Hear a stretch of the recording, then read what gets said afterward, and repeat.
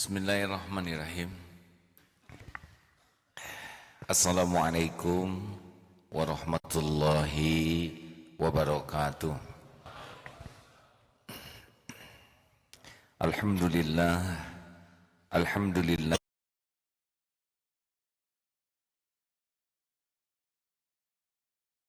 Ya taliyabluwakum ayyukum ahsanu amala wa huwal azizul ghafur. Allahumma salli wa sallim wa barik ala sayyidina Muhammad wa ala alihi wa ashabihi ajma'in. Ya Allah, Allahumma aftah lana hikmataka wansur alaina rahmataka ya dzal jalali wal ikram. Allahumma nawwir qulubana binuri hidayatik kama nawwatal ardu binuri syamsik abadan abada birahmatika ya arhamar rahimin. Allahumma a'inna ala zikrik wa syukrik wa husni ibadatik. Berkahi majlis ini ya Rabb.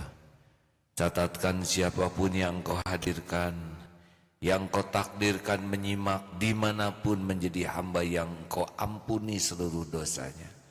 Hujamkan di hati kami hati yang yakin padamu ya Allah, yakin dengan segala janji dan jaminan-Mu.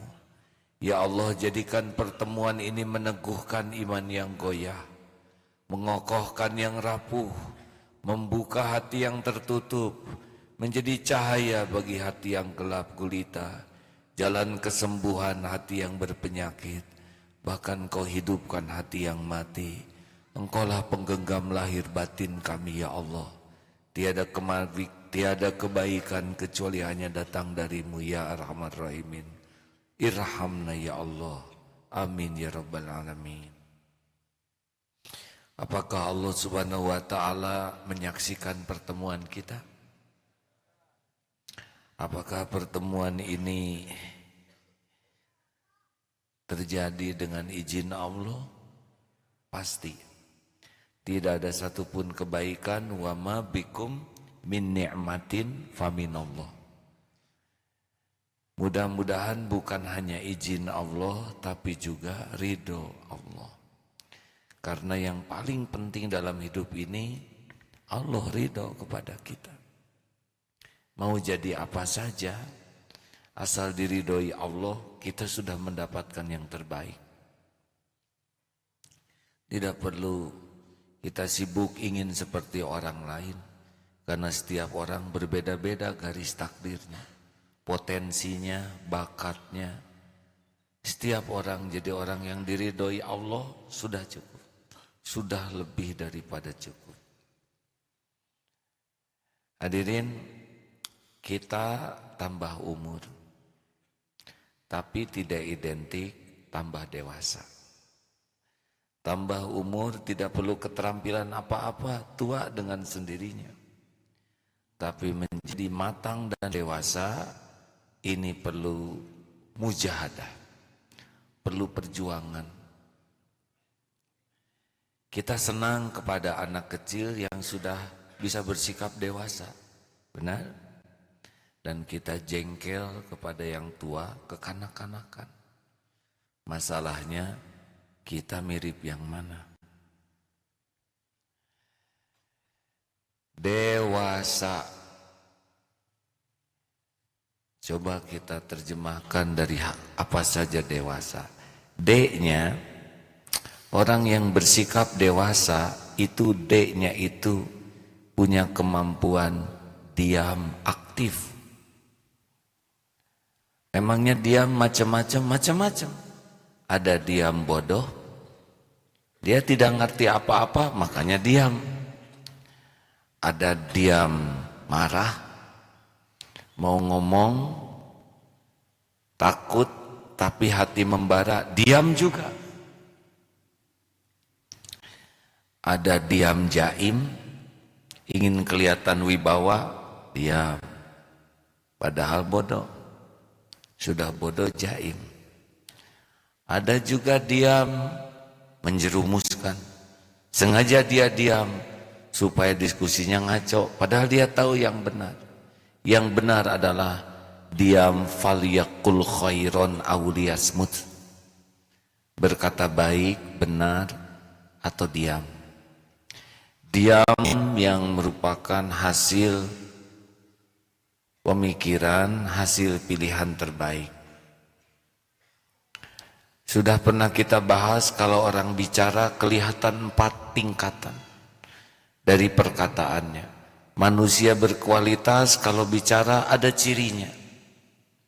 Sekali dia bicara, ciri pertamanya adalah zikrullah, selalu terkait kepada Allah. Ciri yang kedua, jadi ilmu bagi yang mendengarnya. Ciri yang ketiga, jadi hikmah yang membuka hati orang yang menyimaknya. Dan yang keempat, jadi solusi, bukan hanya sekedar bicara, tapi jadi solusi. Rasulullah SAW banyak diam, tapi sekali bicara nambah iman, nambah ilmu, nambah hikmah, dan jadi solusi bagi kehidupan. Kalau orang biasa saja, cirinya kalau bicara hanya sibuk membicarakan peristiwa.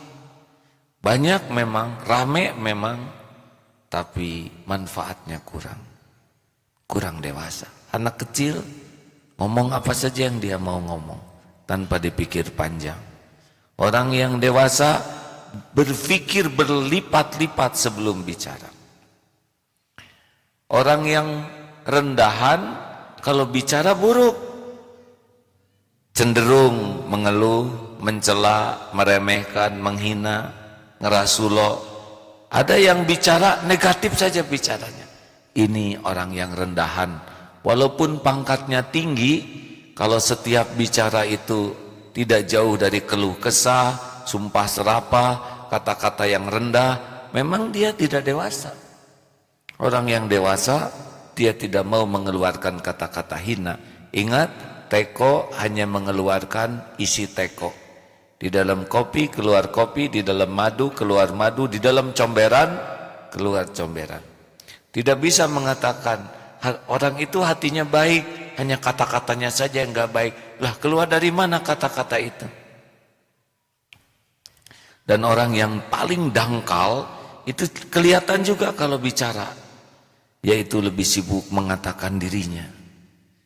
Dia lebih sibuk memamerkan dirinya. Itu memang saya, ide saya. Dengan perjuangan saya maka akan terwujud semua ini. Sayalah sebetulnya yang mengarang semua ini. Tanpa saya semua ini tidak ada. Begitulah saya. Hidupnya hanya selalu menonjolkan diri. Ini mungkin yang disebut manusia ambeien, ya, harus dioperasi. Karena harusnya seperti jantung, berdegup tiap waktu, berdetak tiap saat, tidak pernah menonjolkan diri.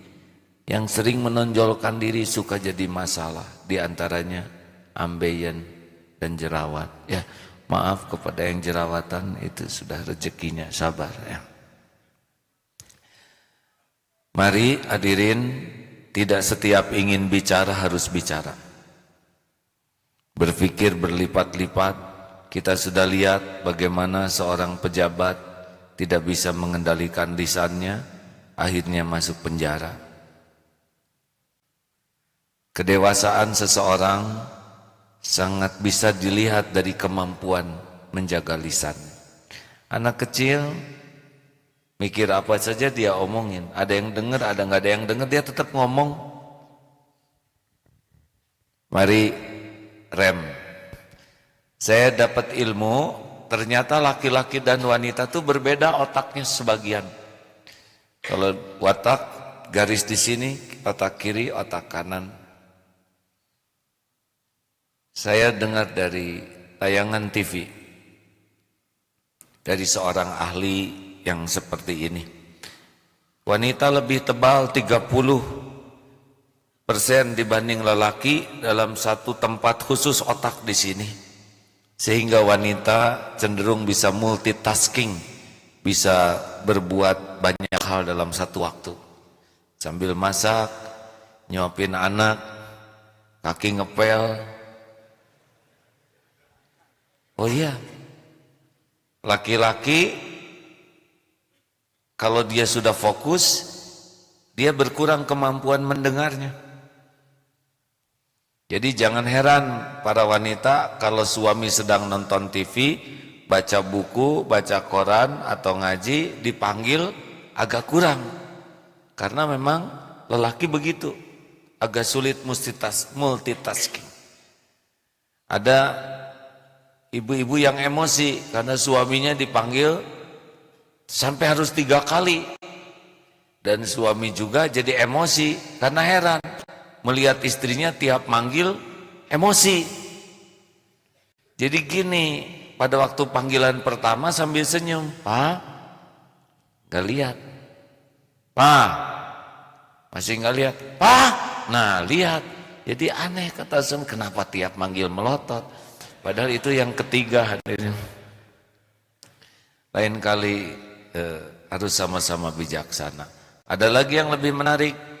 Lelaki itu ternyata otak untuk bicaranya hanya di salah satu bagian otak, Pak. Wanita ada di kiri kanan. Jangan heran, karena otak bicaranya lebih banyak, berefek kepada perkataan. Laki-laki yang banyak, yang bicara standar itu kurang lebih 7.000 kata. Pendiam itu 5.000. Yang banyak omong sekitar 9.000. Wanita yang biasa 20.000 hadirinnya. Saya dengar dari pemberitaannya begitu.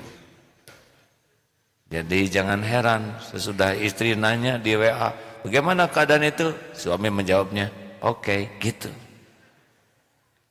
Karena memang sedikit di sini.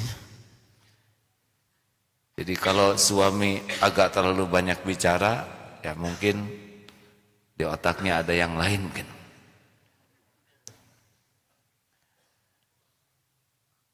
Ini potensi, ini masalah tergantung bagaimana memanagenya. Tahan bicara. Tidak harus semua yang ingin kita bicarakan kita katakan. Rasulullah SAW pun pernah mengingatkan, cukuplah dianggap sebagai pendusta orang yang berkata setiap apa yang dia dengar. Hadirin, perkataan kita bisa jadi penjara bagi kita. Di mana perempuan nakal itu tuh, hanya tuh saja. Lalu orang berzina di sana, yang berzina mendapat dosa, yang nyebut tuh juga dapat dosa.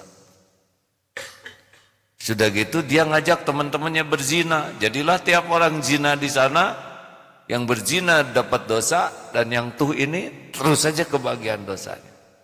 Makanya saumlah bicara, kecuali yakin benar, manfaat, tidak menyakiti.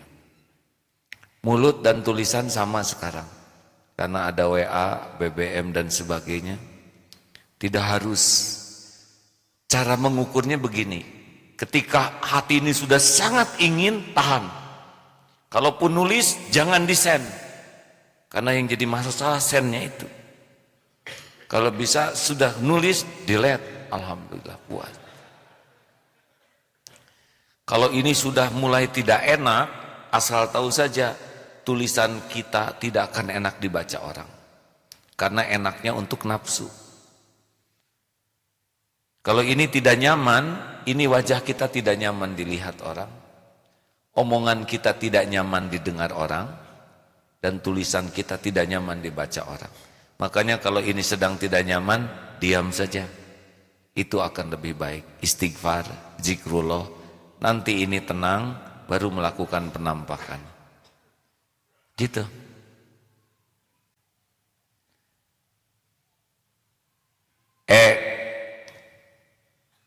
Itu empati.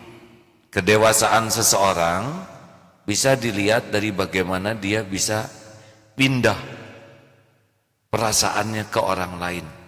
Misal begini,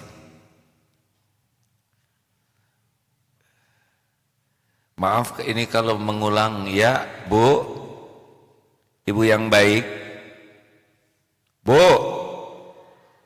ibu kan 30% lebih ya. Jangan jadi sayang melotot. Atau sayang jadi tebal begini. Bu, kalau ibu melakukan kesalahan, ibu ingin dimarah oleh suami atau diberitahu baik-baik? Tolong dijawab dengan seksama ya. Ingin sambil melotot suaminya, memberitahunya atau sambil senyum? Inginnya terus diomeli oleh suami atau sekali saja cukup? Inginnya dimaafkan oleh suami atau tidak dimaafkan? Inginnya dimaafkannya sesudah ibu minta maaf atau sebelum ibu minta maaf? Manis sekali hadirin. Luar biasa keinginannya, bikin salah dimaafkan sebelum minta maaf, sekalinya ditegur sambil senyum gitu bu, maunya bu. Kemudian sekali aja negurnya, tidak pernah diungkit-ungkit lagi, begitu maunya bu. Ais manis hadirin.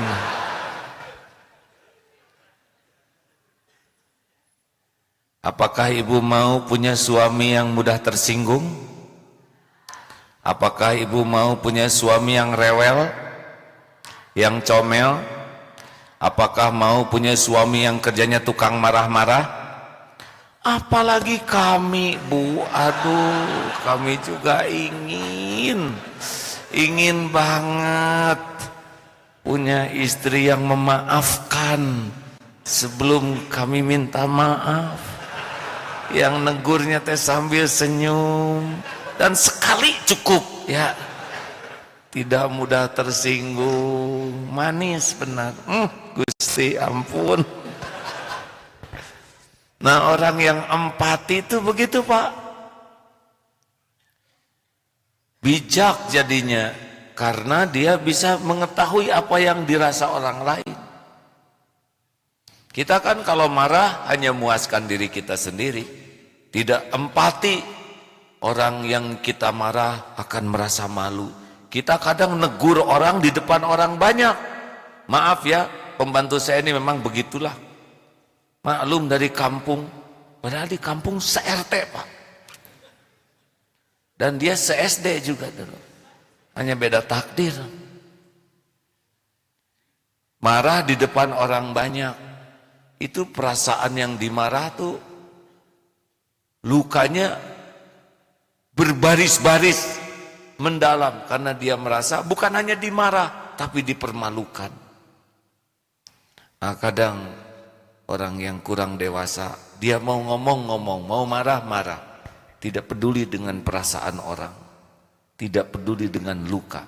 Ingat ilmu marah ya. Kalau marah itu seperti nancepin paku. Kalau minta maaf pakunya dicabut, yang tersisa apa? Lubang. Antara memaafkan dan melupakan itu beda kapling. Memaafkan, saya minta maaf, ya saya maafkan, tapi robek di sini, oh tidak mudah melupakannya. Makanya hati-hati nih. Kalau lihat sekarang, masih ingat tukang jublek? Jublek, tahu jublek? Raja ulekan yang besarnya, seniornya, besar untuk numbuk itu.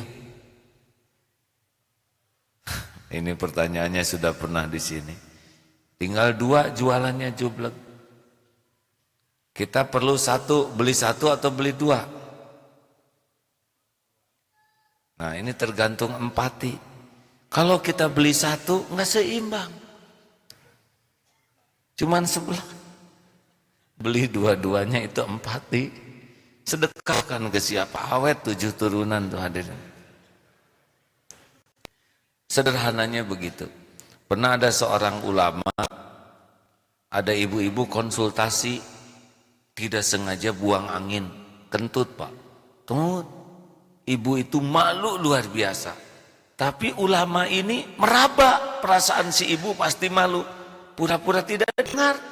Tenang saja. Bu, maaf pendengaran saya kurang. Bicaranya harus keras. Pak Yai, Yai, Yai. Ibu langsung bahagia lewat nada yang tadi hadirin. Ini benar kisah nyata loh Bu.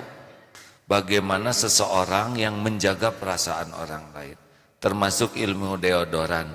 Ada orang yang ketiaknya bau, kita bisa, ini ketiak mengandung unsur belerang apa? Luka. Orang yang dewasa nggak akan ngomong itu, karena itu udah kita tahu bahwa beliau tidak mau ketiaknya bau, udah tertekan, udah berusaha menekan, tapi kan ada sela-selanya. Beli, ngemodal, asihin. Kalau takut dia malu, beli 2, ini saya beli kelebihan 1, silahkan, ini saya cocok, jadi tidak malu. Laukna benang, cairna herang, ikannya dapat, airnya enggak keruh. Orang bijak tuh kayak gitu, benar? Ini susah hadirin bagi orang yang hanya mementingkan perasaannya sendiri. Orang dewasa sangat meraba perasaan orang lain. Anak-anak enggak ngeraba perasaan orang lain, enggak ngeraba perasaan orang tuanya, benar? Udah capek tetap mau sekarang juga balon gitu. Saya bukan cerita pengalaman ya, tapi kan anak begitu, orang tua capek, pokoknya ambilin minum. Atuh orang tua, ibu tuh capek, resiko. Nggak ada anak yang ngomong gitu, terlalu dewasa. Hadirin, mari kita berjiwa empati, belajar kalau belanja gitu ya. Lihat sudah sepuh, perlukah kita tawar? Perlukah kita milih yang bagus semua? Nanti yang jelek siapa yang milih? Kenapa kita enggak beli yang bagus setengah kilo, yang sudah agak ini setengah kilo? Enggak apa-apa, enggak apa-apa, karena besok dia bisa busuk. Siapa yang beli? Benar? Latihan untuk meraba. Maaf, saya dulu ketika masih muda Pak, diajarin guru saya begitu. Pokoknya raba perasaan. Kalau kita pembeli, raba perasaan bagaimana penjual. Nggak mau diremehkan kan barang dagangannya. Yang gini-gini dijual, ini mah nggak enak, luka Pak. Motor kayak gini, ini catnya udah jelek, belum lagi bannya udah gundul. Beli-beli nggak usah diomongin, nggak beli nggak beli. Jangan pakai diomelin. Kita beli kendaraannya ngerobek hatinya, mau apa? Makanya orang yang empati itu jarang berdebat, karena debat itu lebih kepada cari kemenangan nafsu, bukan mencari kebenaran. Ayo, tidak usah segala diperdebatkan. Ya sepak bola, udah nonton sama-sama, udah nggak usah debat, kan udah nonton barusan ya. Sayang ya, itu ditendangnya ke pinggir, udah kejadian hadirin. Dibulak-balik juga udah gol. Coba kalau bolanya ketangkep, udah jelas gol. Istighfar, kenapa nonton bola kelamaan ya? Empati, belajar meraba perasaan orang lain. Kalau punya pembantu, raba perasaannya. Pembantu itu mulai dari kita melek, harus sudah melek pembantunya. Kita udah merem, pembantu belum melek, belum juga buka matanya, bibi tolong masakin air. Berangkat, mau pergi, bi jaga, tolong beli ayam, kalau kurang pakai duit bibi dulu. Malam sebelum tidur udah dikunci belum, pagar sudah dikunci, gardeng semua periksa. Pagi malam break, ada kucing berantem, bibi kucing berantem, usir. Ai gaji nggak naik-naik, tuntutan banyak. Ini kurang empati. Makanya orang dewasa mah sangat ngejaga perasaan orang.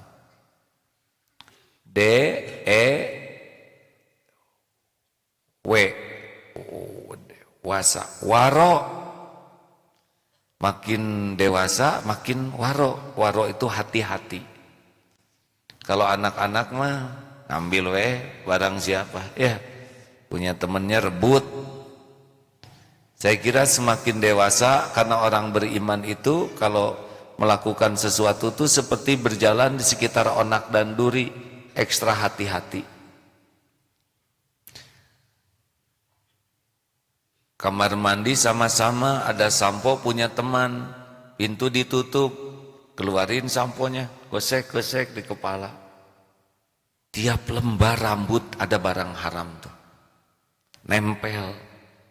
Jangan, bukan hak kita, haram, kecuali orang punyanya ridho. Siapapun yang mau pakai sampo saya silakan, itu pun tidak boleh bermewah-mewah, segala disampoin. Odol, siapa yang mau pakai odol saya, tetap aja pakai secukupnya, karena kalau berlebihan itu sudah tidak baik. Hadirin, jangan menyentuh yang bukan hak kita. Ya, ibu pernah di sebuah masjid mukena 12 tinggal 3, 9 itu nggak ada. Dibawa pulang ke rumah, walaupun tangisannya terseduh-seduh, ya Allah, tolong, nggak ditolong. Dan itu mukenanya gosok, bukan punya dia. Hati-hati nih, ini tentara lagi di asrama, jangan ketuker ya. Coba kopiah diperiksa, pas ruku, pluk, jatuh, cecep, padahal namanya Teddy. Punya siapa itu hadirin? Saya juga pernah, Pak. Fuad, berarti punya Ustadz Fuad, ini bukan punya saya. Harus izin. Nggak ada cerita, oh koruptor itu mau ada cilaka aja. Padahal dia kalau jujur saja pasti ketemu dengan rezeki dia. Tapi dia milih dengan cara yang batil sehingga rezekinya statusnya jadi haram.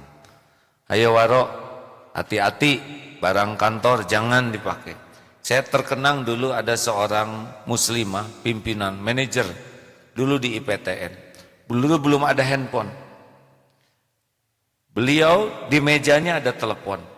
Tapi kalau mau telepon ibunya, keluar Pak, ngambil telepon umum. Kenapa? Kenapa tinggal telepon? Tidak. Ini telepon kantor. Waro.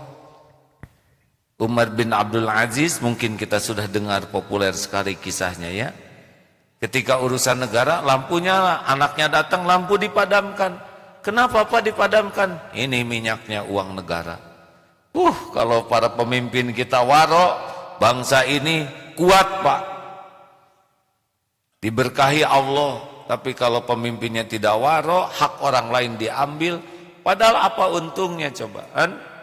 Koruptor itu sudah kaya, gaji besar, harta melimpah, tapi karena di sininya miskin, hatinya miskin, miskin iman, miskin kebaikan, yang banyak itu adalah ketamakan, greedy, keserakahan. Dibawa kemana itu uang? Kan? Dibelikan tanah pakai nama orang lain, punya emas disimpan di Singapura. Dia sendiri nggak menikmati apa-apa. Punya villa, nggak boleh diaku punya dia. Kalaupun datang ke villa, diam-diam. Mang, hati-hati. Kalau ada tamu kasih tahu. Tok tok tok, Pak ada tamu. Siapa? Petugas. Petugas apa Mang? P3K. Hah? KPK? Bukan Pak, P3K. Oh. Dasar nggak jujur. Teman-teman, ingat ya, karir Nabi Muhammad SAW, beliau tuh gagah, tampan, cerdas, atletis, kuat, tapi gelar yang disandangnya adalah Al-Amin, jujur, terpercaya.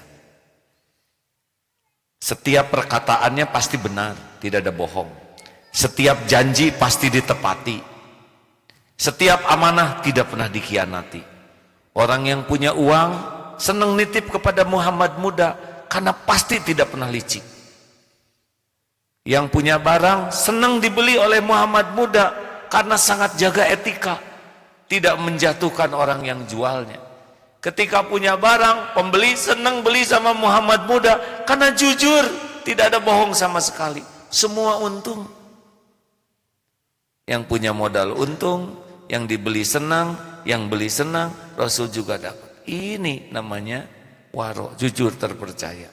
Tidak ada licik sehalus apapun juga. Udahlah, hidup mah nggak usah pakai licik-licikan. Lempeng saja. Karena satu-satunya yang membagikan nikmat itu adalah Allah. Lempeng saja hadirin, nggak usah licik-licikan. Dagang, nggak usah dikurangin timbangan. Lempeng. Ini motor udah pernah ganti cat? Sudah. Pernah nabrak sesuatu? Pernah Pak. Dia ini agak kuat. Sudah 3 kali nabrak benteng. Nggak usah nyebut kuat hadirin. STNK 2 bulan lagi habis dan bannya sudah agak gundul. Serta ini pernah turun mesin 1 kali. Cat sudah bukan orisinil. Dek, kalau jujur gitu siapa yang beli? Allah lah yang ngebagi rezeki. Bagi saya dagang bukan masalah transaksi uang dan barang. Dagang adalah amal soleh. Rezeki saya nggak bisa dihalangi siapa-siapa. Yang saya inginkan bukan cuma rezekinya, berkahnya juga. Maaf ya dek, saya nggak jadi beli, habis saya nggak mau yang kayak gini. Alhamdulillah Pak, sudah silaturahim. Saya sudah juga berusaha menyampaikan dengan jujur, mudah-mudahan Allah ridho. Ya saya doain dek, mudah-mudahan laku. Terima kasih Pak, doa Bapak didengar oleh Allah. Gak ada ruginya. Pergi aja siapa ke temennya baru sekarang tuh. Saya lihat tukang dagang segitu jujurnya. Dia mah nggak takut nggak laku. Yang takut tuh nggak jadi pahala. Tuh kalau kamu beli ke sana aja. Kamu kan cari menantu sana. Dek, sudah nikah belum? Belum Pak. Sama dengan saya deh, doain. Hadirin, hal jazaul ihsan illal ihsan. Tiada balasan bagi kebaikan kecuali kebaikan. Lempeng hadirin. Nggak penting banyak uang, yang penting banyak berkah. Dan kita mah nggak perlu banyak, yang penting cukup. Banyak makan jadi masalah, yang penting cukup makan. Nggak usah ingin banyak uang, yang penting tiap perlu. Bukan ada cukup Pak. Sekarang perlu 2 juta, ada 2.000 kan stres Pak. Dan cukup rezeki dari Allah itu tidak tergantung gaji. Ini banyak yang gak jelas gajinya. Udah gajian belum dek? Kan? Masa udah lama belum gajian juga? Tentara gajinya besar gak sih Pak? Cukup benar. Saya anak tentara Pak. Cukup. Sekarang dititipi anak 11. Cukup. Ada Allah yang ngebagikan rezeki. Gaji mah nggak jelas apa-apa, yang jelas mah cukup. Benar? Allah udah tahu keperluan kita, lebih tahu dari kita sendiri, nggak usah rewel. Coba sebutkan berapa keperluan oksigen sehari? Kan nggak ngerti. Cukup nggak selama ini? Jawab hadirin. Cukup. Saya nggak ngerti berapa keperluan oksigen saya nih. Kalau beli mahal, ya. Oksigen tabung itu kemarin aja ngisi 40.000 Pak ngisinya aja. Kemana-mana bawa tabung 4, repot. Alhamdulillah gratis dan tercukupi. Padahal segitu banyak yang nyedot oksigen di sini dan ngeluarin karbon dioksida. Alhamdulillah saya kebagian Pak. Nah itu ketawa itu kan bahaya buat saya. Nah itu loh. Ini ketawa ini serangan masif loh Pak. Karbon dioksida ke sini. Tapi entah gimana ini caranya yang masuk ke sini tetap oksigen. Udah cukup tuh bukti itu juga ya. Masya Allah. Waro, hati-hati ya pakai kantor. Walaupun jepitan kertas, kalau punya kantor di bawah nggak halal tuh. Bisa jadi ketelen nanti. Jangan. Saya terkesan di sebuah kereta eksekutif, ada seorang bisnismen ketika mau nulis nomor telepon itu pada ada kertas, itu aja nulis, oh bukan, ini kertas kantor saya untuk urusan kantor, sebentar saya cari memo saya pribadi. Gitu. Waro, hati-hati. Orang yang hati-hati mah bekal selamat, orang yang tidak hati-hati tidak selamat. Ini tentara dari Pustika apa Pak? Hukum, mau harus hati-hati, bisa dihukum. Ya.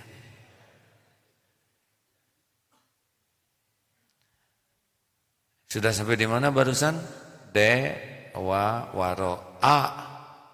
Ciri orang dewasa, adil. Lawannya adil adalah zolim. Apa itu adil? Menempatkan sesuatu pada tempatnya. I'dilu huwa aqrabu littaqwa. Berlaku adillah, adil itu lebih dekat kepada takwa. Adil kepada siapa? Kepada siapapun. Orang yang dewasa mah adil. Ada anak tuh rebutan, si kakak pengen pisang, ada juga pengen, bagi dua. Kata si kakak, kakak dulu yang motong. Nah, kata ibunya, boleh kakak motong. Kalau kakak yang motong, ada yang ngambil duluan. Nah, si kakak kan gak mungkin, duh kalau gede sebelah, yang gede diambil si ade. Nah, itu orang tua ngedidik bener. Kalau kakak motong, ada yang ngambil duluan. Kalau ada yang motong, kakak yang ngambil duluan. Itu ngedidik adil. Sebab kalau dia yang motong, dia ngambil duluan, gede sebelah. Jelas? Makanya maaf ya teman-teman, ini banyak di sekitar kita ini kampus. SD 6 tahun, SMP SMA 6 tahun, 12 tahun, kuliah 4 tahun, 5 tahun, 17 tahun Pak.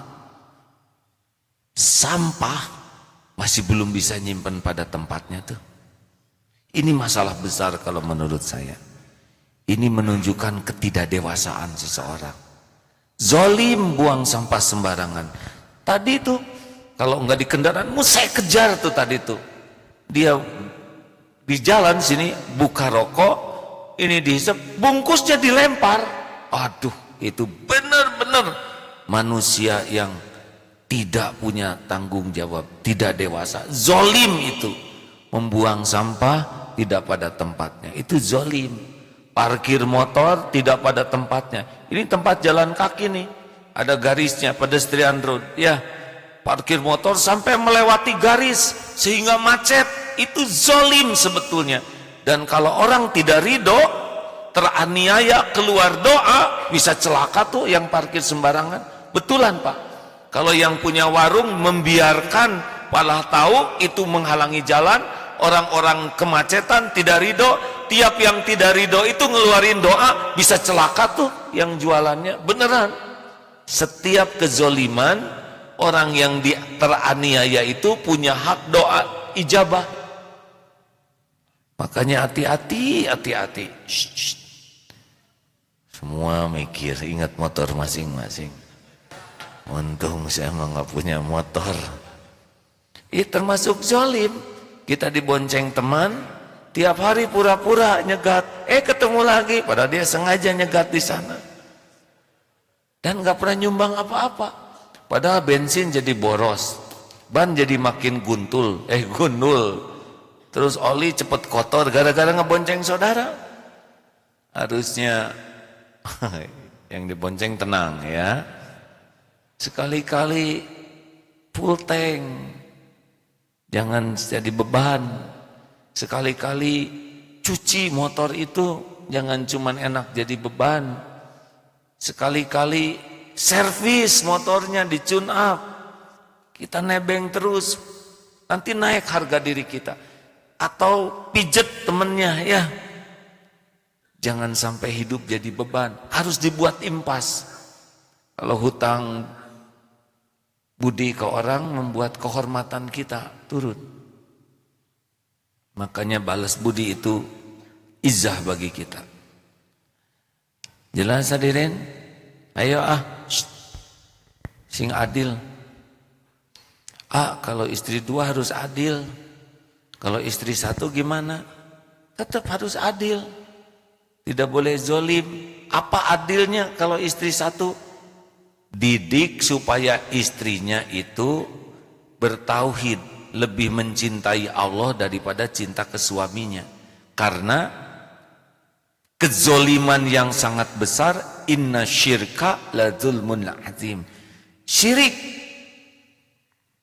menyekutukan Allah dengan suami, hidupnya segalanya demi suami, berjuang demi suami, agar suami tidak berpaling ke lain hati.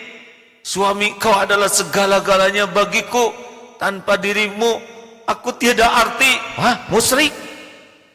Ya, suami nggak benar nih, salah didik.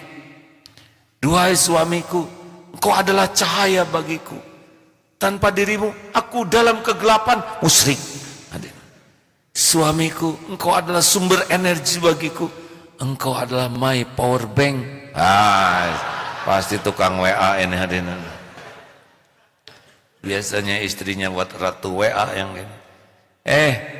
Pak, didik istri, nggak boleh menuhankan suami. Istriku, takdirnya aku jadi suamimu. Saya cuman manusia. La haula wala quwata illa billah. Saya tidak bisa memberi rezeki kecuali sekedar yang Allah titipkan. Saya bukan pemberi rezeki, saya pemakan rezeki. Kita sama-sama nebeng. Saya tidak bisa melindungimu kecuali Allah yang menjaga. Hanya jadi jalan. Jangan mencintai saya berlebihan. Jangan berharap dari saya berlebihan. Sekarang saya ada, besok saya mati, sudah tidak bisa apa-apa. Tugas saya menjadi suami adalah mendidik istri agar lebih mencintai Allah di atas segalanya. Boleh cinta ke saya ala kadarnya saja. Jangan berlebihan. Aku tak butuh cintamu. Aku memerlukan cintamu untuk Tuhanku. Rada lebay memang, tapi ini yang benar hadirin. Rada susah hadirin ngomong kayak gitu. Tapi kalau bisa ngomong itu mantap tuh Pak.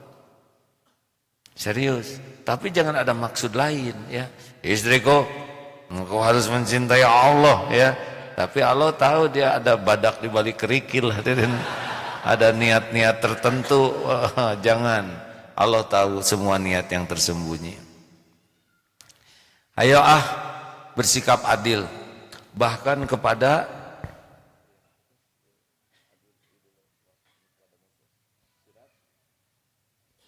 kita cari ayatnya, bahkan kepada musuh sekalipun kita tidak boleh zolim.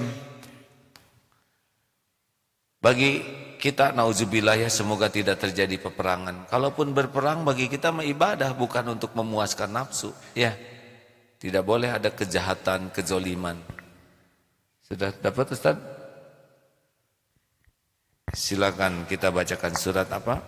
Surat Al-Maidah ayat 8. Surat Al-Maidah ayat 8. Silakan.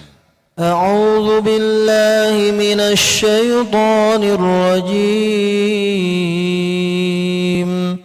Bismillahirrahmanirrahim. Ya ayyuhalladzina amanu kunu qawwamina lillahi syuhada'a bil qist.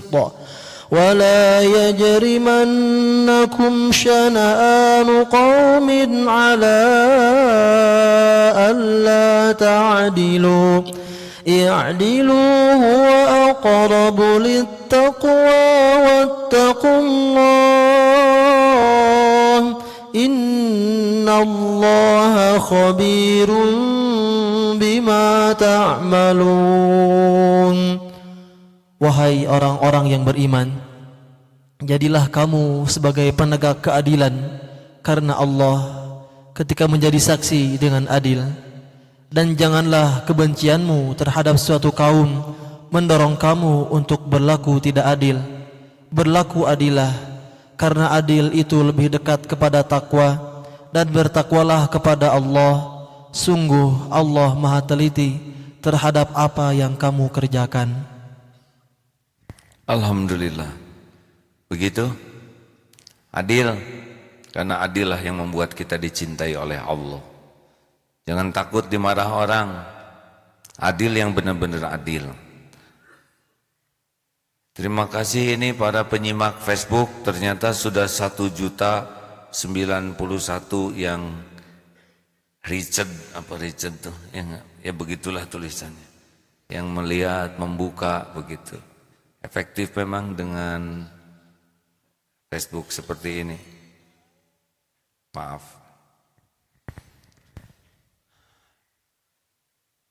Adil, dewa, S-nya apa? Sabar. Semakin dewasa, semakin sabar. Sabar itu apa? Sabar itu menahan diri, mengendalikan diri. Sehingga keputusan yang kita lakukan adalah yang Allah sukai. Jadi sabar itu bukan diam, bukan pasrah, tapi sadar itu sebuah energi kita mengendalikan diri kita dan kita lepas energi itu di jalan yang Allah sukai. Jelas hadirin? Sabar ada batasnya tidak? Tidak, karena kita kalau membatasi sabar berarti kita akan tidak bisa terkendali. Ayo, makin bisa mengendalikan diri, makin nyaman hidup ini. Makin tidak bisa mengendalikan diri, makin bermasalah. Semua dosa dan masalah diawali dengan ketidaksabaran dalam 3 hal. 1, tidak sabar dalam taat. 2, tidak sabar ketika menjauhi maksiat. 3, tidak sabar ketika menghadapi musibah. Ayo kendalikan diri semuanya. Punya target, harus bisa mengontrol diri kita. Mata kendalikan, mata yang tidak terkendali, lihat yang haram, mata tidak terjaga, langsung hormon-hormon error akan ada, menggejolak nafsu, bisa zina, gara-gara tidak bisa mengendalikan mata tuh. Tidak bisa mengendalikan keinginan, segala dibeli, ujungnya lebih besar pasak daripada tiang hidupnya. Tidak bisa mengendalikan amarah, tidak bisa mengendalikan nafsu, hidupnya pasti bermasalah. Makanya makin bisa mengontrol diri kita, mengendalikan diri kita, dan kita lepas di jalan yang Allah sukai, makin indah hidup ini. Fasabrun jamilun, innallaha ma'asabirin. Sesungguhnya Allah bersama orang yang sabar. Innallaha yuhibbus sabirin. Allah mencintai orang yang sabar. Orang yang sabar itu orang yang powerful hadirin, yang kuat. Justru orang yang pemarah itu yang lemah. Siapakah manusia yang perkasa? Bukan yang jago berkelahi. Alladzi yamliku nafsahu 'indal ghadab. Orang yang paling kuasa mengendalikan diri ketika marah. Ayo, otot kawat, balung besi, leher beton, urat kabel, wajah asbes. Tapi hatinya tidak bisa terkendali, jadi masalah. Hadirin sekalian, penting sekali bagi kita mujahadah mengendalikan diri. Karena kalau diri ini tidak terkendali, hidup ini hanya menanggung masalah demi masalah. Semua maksiat adalah buah dari ketidaksabaran. Benar? Terakhir, apa? Amanah. Terakhir, ciri orang dewasa adalah amanah. Saya terkagum-kagum melihat binatang yang ngejaga anak-anaknya, Pak. Mungkin Bapak belum pernah lihat, ini ada di TV ya. Makanya salah satu acara favorit saya tuh, maaf ya, saya senang melihat acara yang tidak pakai baju, Pak. Yaitu Dunia Binatang. Tuh jangan error pikirannya. Binatang ada yang pakai baju, atau sendiri yang mancing ya. Ya maaf. Ada suami istri burung, Pak. Apa yang salah? Ini benar-benar saya takjub karena burung ini saya lupa namanya, Pak. Tapi burung ini Sekali dia jatuh cinta, once and forever. Ini beneran Pak. Ketika dia cinta, ya burung dengan burung ini, apa yang terjadi Pak? Burung wanitanya sesudah dibuahi, masuk ke dalam lubang di pohon, ketinggian 30 meter. Lalu lubangnya yang satu itu ditutup oleh sesuatu sehingga betinanya nggak bisa keluar. Hamil di dalam, sampai beranak di dalam, dan betina itu menutup juga sampai bulu-bulunya juga rontok karena tidak bergerak berbulan-bulan dan tidak bisa terbang itu, membesarkan anak-anaknya. Kenapa? Karena itulah yang bisa membuat terhalang dari para predator yang akan memakan anak-anak burung ini. Coba itu insting amanah ngejaga anak. Kalau lihat film-film dunia binatang itu ya, kalau kita perhatikan dan itu takdir Allah kita bisa melihat itu. Masya Allah belanya orang tua binatang kepada anak-anaknya. Bisa habis-habisan itu. Bisa mempertaruhkan nyawa. Seperti ada babi hutan yang anak-anaknya itu terancam oleh singa. Nah babi hutan inilah yang lari kemana-mana sehingga singanya mengejar ibunya ini. Demi keselamatan anak. Itu binatang. Harusnya manusia ini punya tanggung jawab yang luar biasa. Sepakat hadirin? Dan bertanggung jawab ini sebuah kehormatan, ya. Sebuah harga diri, sebuah kebahagiaan. Jadi lelaki yang bertanggung jawab, jerih payah, bersimbah keringat, berkuah peluh, supaya keluarga ini ku anfusakum wa ahlikum naro, jaga dirimu dan keluargamu dari api neraka. Habis-habisan nih sampai mati kita ngejaga agar tidak ada satupun anggota keluarga kita jadi ahli neraka. Itu sebetulnya yang paling penting jadi orang dewasa. Mau apa? Kita bersenang-senang di akhirat, anak-anak kita direbus, terpanggang. Saya harus melakukan yang terbaik agar keluarga saya dunia akhirat selamat. Mempertaruhkan apapun. Nah itulah orang dewasa. Makanya lelaki nggak tanggung jawab, mahal lewat nih. Ibu-ibu nggak tanggung jawab, lewat sama sekali. Ya, kehormatan bagi kita. Gak apa-apa kita mati dalam bertanggung jawab. Rasanya puas gitu hidup ini ya. Benar? Kalau kita sudah memberikan yang terbaik dari hidup kita. Makanya jangan pernah lari dari tanggung jawab. Punya hutang, jangan lari, temui. Tapi saya dimarah, nggak apa-apa dimarah. Datangi saja, Pak, saya janji membayar bulan ini. Tapi sampai sekarang saya belum punya uangnya.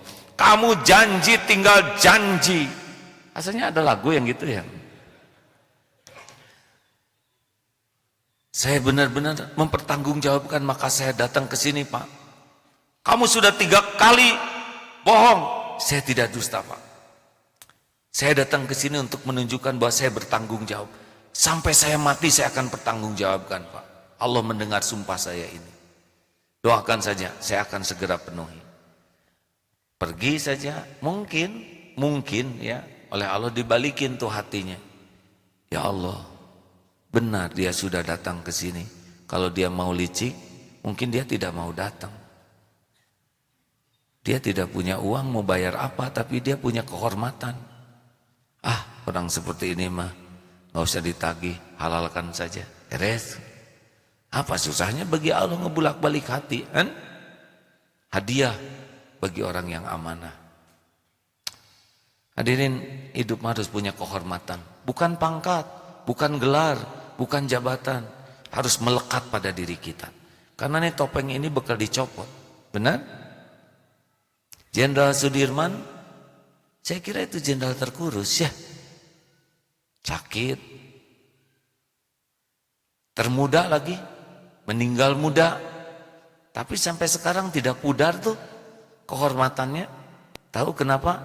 Karena pribadinya lebih besar daripada pangkat yang disandang. Berapa banyak orang yang punya pangkat, punya jabatan, tapi pribadinya kecil.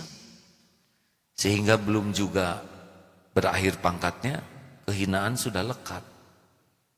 Nah, salah satu yang membuat kita bisa bahagia dalam hidup adalah menjadi orang yang bertanggung jawab penuh. Pantang munafik. Rasulullah SAW pernah ada yang berjanji 3 hari itu oleh Rasul ditunggu. Karena Rasulullah tidak pernah mengingkari apapun juga.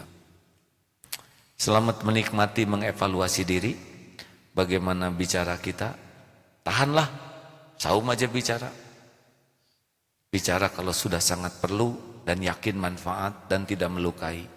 Kalau belum yakin perlu, diam saja. Gak apa-apa dianggap bodoh. Daripada kita ngomong jadi nambah masalah. Tidak penting kita dianggap pinter. Yang penting kita tuh benar. 2, empati. Ayo, kalau lihat yang di pinggir jalan, lihat pangrok. Tahu pangrok? Siapa? Hah? Suaminya Bung Rok? Bukan. Pangrok ini. Itu tuh yang adik-adik kita ya, pakai anting, kolotok di sini ya. Coba perhatikan.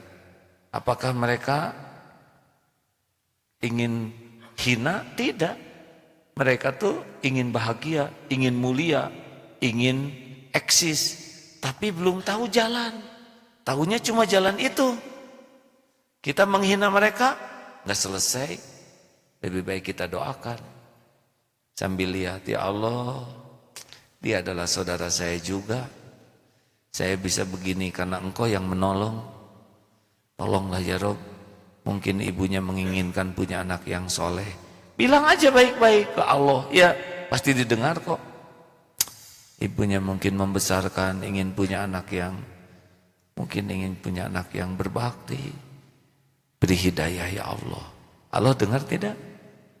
Dengar tidak? Siapa tuh diijabah? Berapa banyak sekarang preman yang jadi soleh, bahkan ada yang jadi ustad. Boleh jadi itu didoakan oleh yang dipalak oleh yang di preman ini. Ketika dipalak, ya Allah, alhamdulillah bukan saya yang tukang malak. Kasihan dia hidupnya malak begini. Beri hidayah. Mungkin itu. Ayo termasuk lihat artis di TV, bayangin, bukan dibayangin artisnya ya, bayangin dosanya. Misalkan goyang gasing, ada gitu goyang gasing ada, kebayang, bisa muntah ya. Empati, waro. Yo, mulai sekarang mah hati-hati dalam hal apapun. Gak mau tersentuh haram, bisa mati. Itu hati-hati HP itu, jangan suka download yang enggak. Karena pas mati nggak sempet ngedelete. Nanti pas dibuka, iya Allah si Bapak. Tahajud tayangannya ngeres. Cepet delete dari sekarang. Waro, terus apa Pak? Adil. Ayo tempatkan sesuatu pada tempatnya. Termasuk yang kecil-kecil, nyimpen kaos kaki di sepatu, simpen. Kalau enggak, besok pusing nyari kaos kaki. Nyari kunci, pusing karena tidak pada tempatnya. Kecil-kecil aja. Merokok yang baik itu adalah ditelen, ya. Rokoknya, korek apinya dan asbaknya jangan ada. Rokok yang baik itu adalah enggak jadi ngerokoknya. Karena ngeracunin. Hak paru-paru adalah udara bersih. Hak orang lain udara bersih. Kita ngasep yang tidak bersih, zolim ke diri sendiri. Udah gitu dikeluarkan, zolim ke orang lain. Apalagi rokok sekarang tulisannya kan merokok membunuhmu. Nyedot bunuh diri, ngebura bunuh orang. Makanya perokok terbaik adalah pas mau beli rokok, sedekahkan uangnya. Insya Allah oleh Allah dibikin pahit. Ini tentara berapa orang Pak kesini Pak? 80, alhamdulillah. Jangan merokok ya. Udah gaji nggak seberapa, ngerokok kan usah mah. Jangan kurang pantas tentara ngerokok ya. Tapi itu ada yang ngerokok, biarin, kita mah jangan. Ya, sedekahin uangnya. Nanti itulah yang akan nambah berkah. Apalagi Pak? Sabar. Sabar, tahan. Kalau mau marah, bagaimana kalau mau marah? Udah, diam, duduk, ganti posisi, palingkan, ganti fokus, itu intinya. Kalau udah keburu marah, tancepin paku. Nanti malam hitung paku yang nancep berapa. Besoknya minta maaf, tiap minta maaf, cabutin pakunya, hitung berapa yang robek hatinya. Susah, lupa tuh.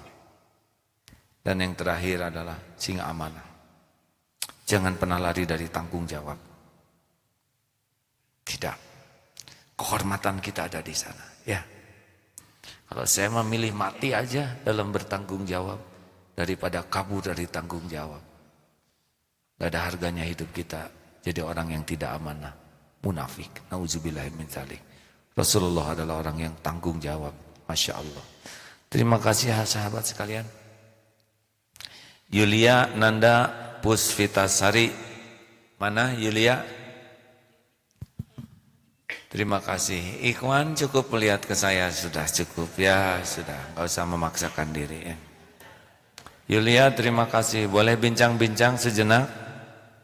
Ya, boleh. Dari mana Yulia? Dari Kopo.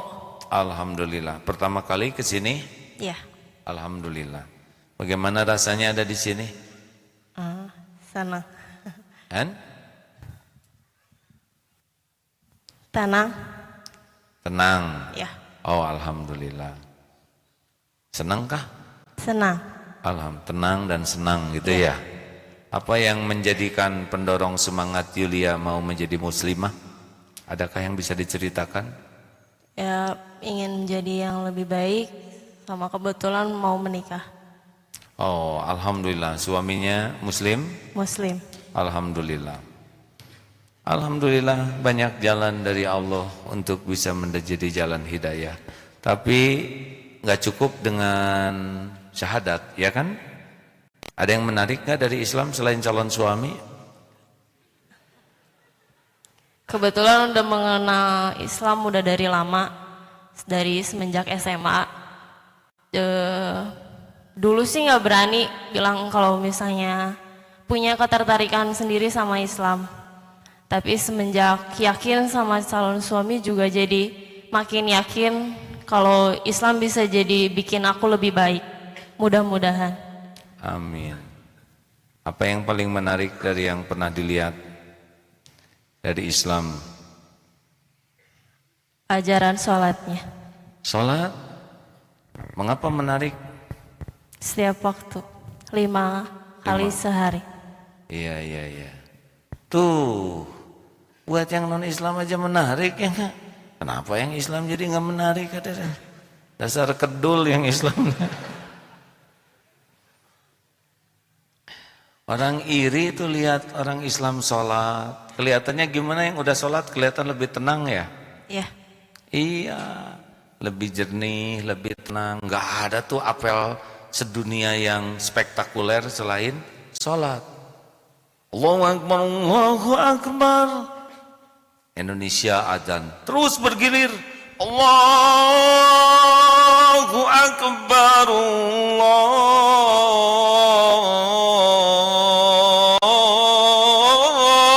Akbar.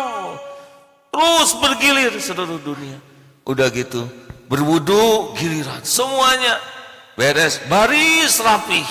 Allahu Akbar, ruku sedunia berurutan. Sami Allahu liman hamidah, tegak. Allahu Akbar, sujud berurutan.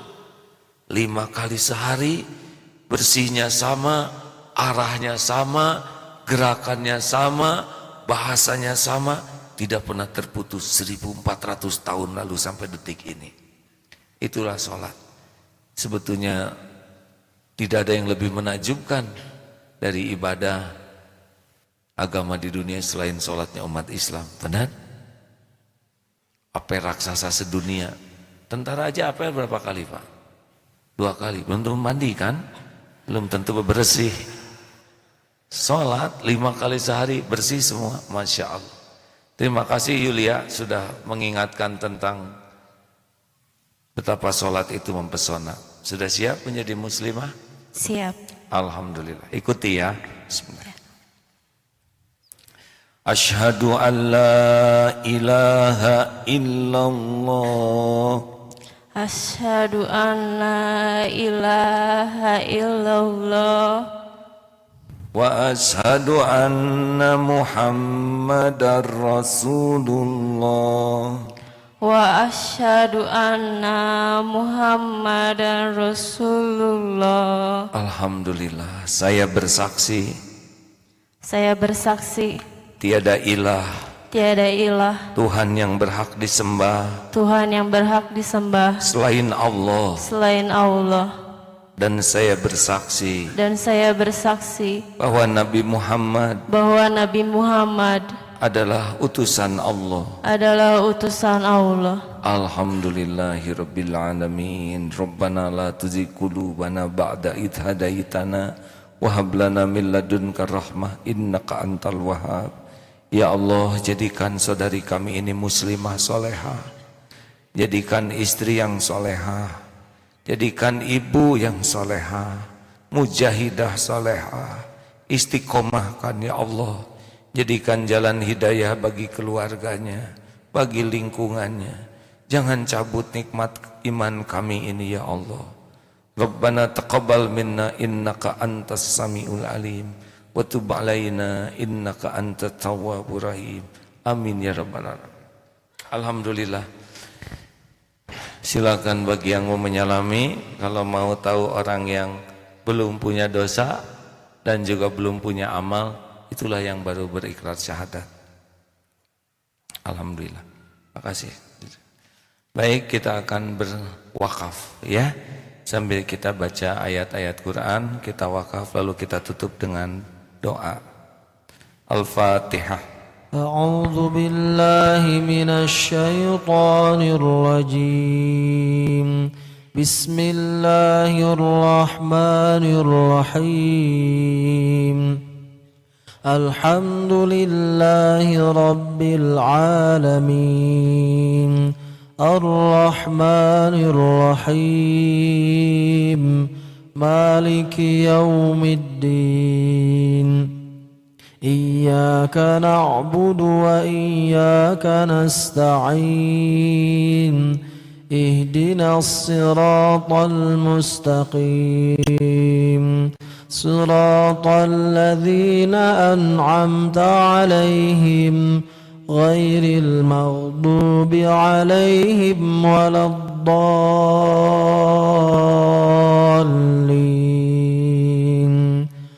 Allahu la ilaha illa huwal hayyul qayyum.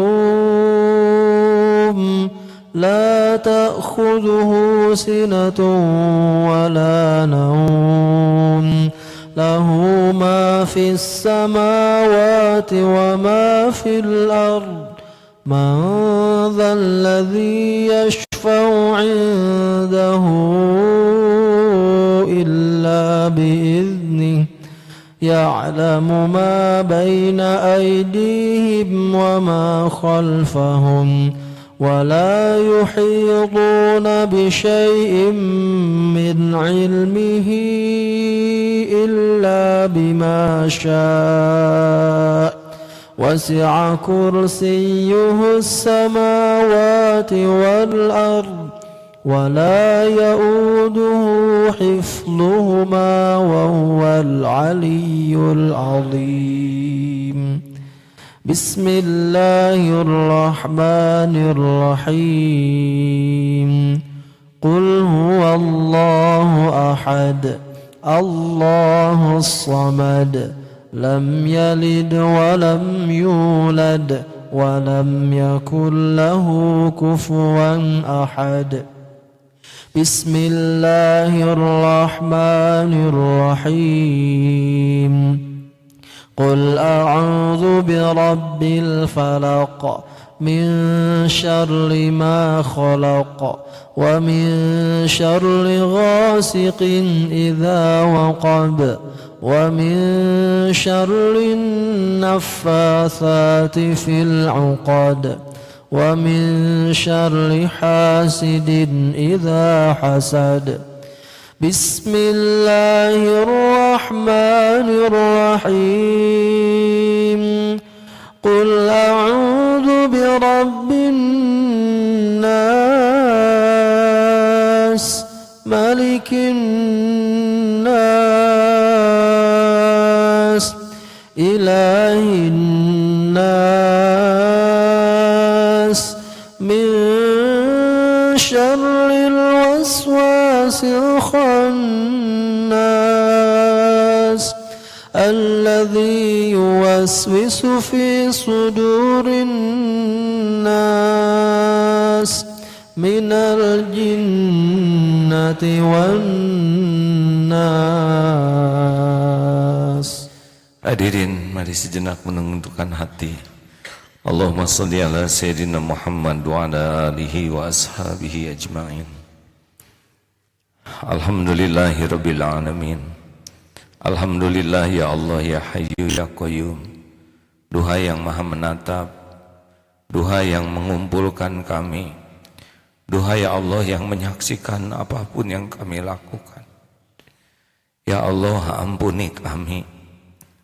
Kami lebih sering melupakan-Mu daripada mengingat-Mu. Duha ya Allah, ampuni. Kami lebih sibuk mencari pujian makhluk-Mu daripada mencari keridhaan-Mu. Ya Allah, Engkau memberikan nikmat setiap saat. Ampuni kami jarang bersyukur. Bahkan betapa banyak nikmat dari-Mu yang kami gunakan untuk berbuat maksiat. Betapa banyak karunia-Mu yang kami gunakan untuk berbuat dosa. Ya Allah, ampuni kami sering berburuk sangka padamu, sering tidak ridho kepada takdir-Mu, sering kecewa dengan ketentuan-Mu. Pasti maha baik. Allahumma inna nas'aluka taubatan nasuha wa taubatan qabla al-maut wa rahmatan 'indal maut wa maghfiratan ba'dal maut. Ya Allah, ampuni sekelam apapun hidup yang pernah kami jalani.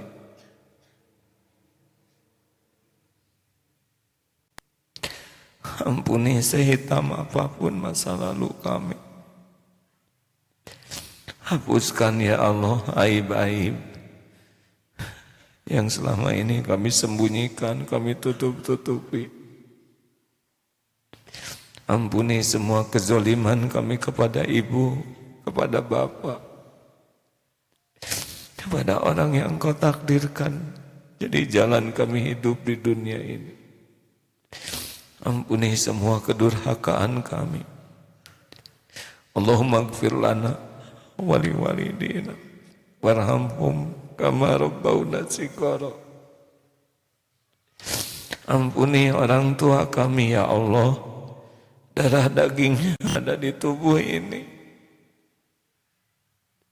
Kami mohon kepadamu, sayangi orang tua kami, berkahi sisa usianya, karuniakan husnul khotimah, lapangkan kubur, ringankan hisabnya.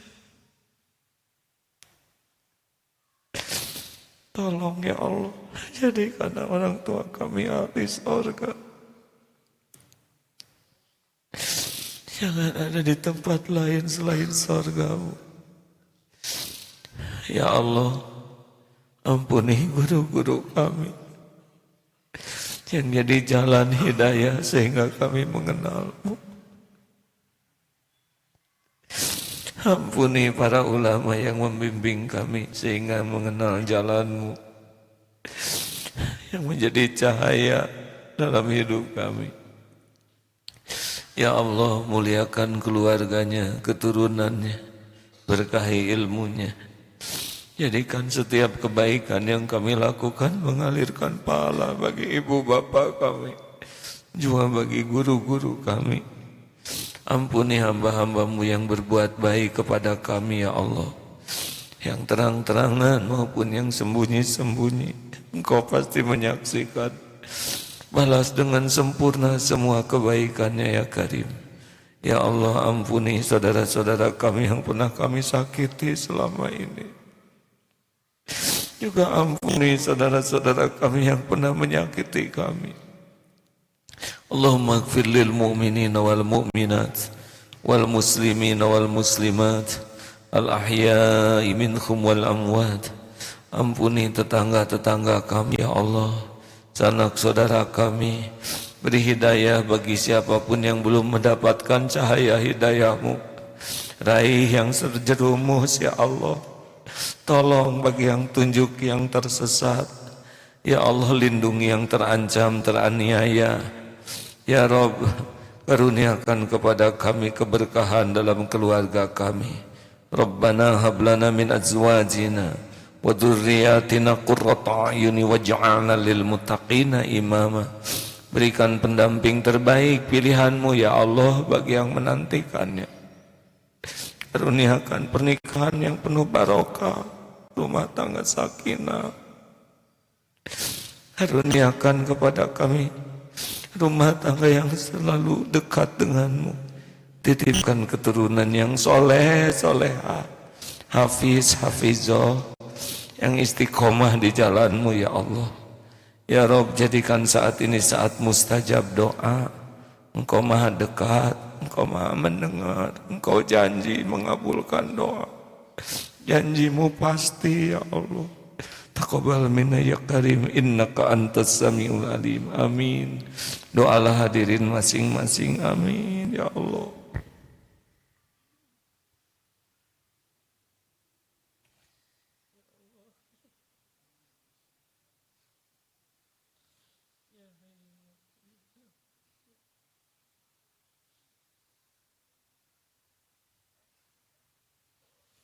Amin ya Allah, amin. Ya Allah, tolonglah saudara kami di Palestina atau diberi penjuru bumi manapun yang Kau saksikan teraniaya. Engkau maha kuasa menolong siapapun ya Allah. Jangan biarkan kezaliman merajalela ya Allah. Karuniakan para pemimpin yang soleh, para pemimpin ahli takwa yang bisa membimbing kami bertakwa padamu. Allahumma a'izal Islam wal muslimin. Allahumma ansur mujahidin fi kulli makan. Rabbana atina fid dunya hasanah wa fil akhirati hasanah wa qina adzaban nar. Subhana rabbika rabbil izzati amma yasifun. Wassalamun alal mursalin walhamdulillahi rabbil alamin. Alhamdulillah. Mudah-mudahan Allah menerima yang kita lakukan ini jadi kebaikan. Hadirin, ini ada sedikit titipan. Ini adalah buku Asmaul Husna yang terbaru. Mudah-mudahan manfaat bagi yang memerlukannya. 3 jilid yang selama ini sering dibahas. Kalau memerlukan mungkin nanti bisa hubungi teman-teman. Kita tutup dengan doa akhir majlis. Subhanakallahumma wa bihamdika asyhadu alla ilaha illa anta astaghfiruka wa atubu ilaik. Assalamualaikum warahmatullahi wabarakatuh.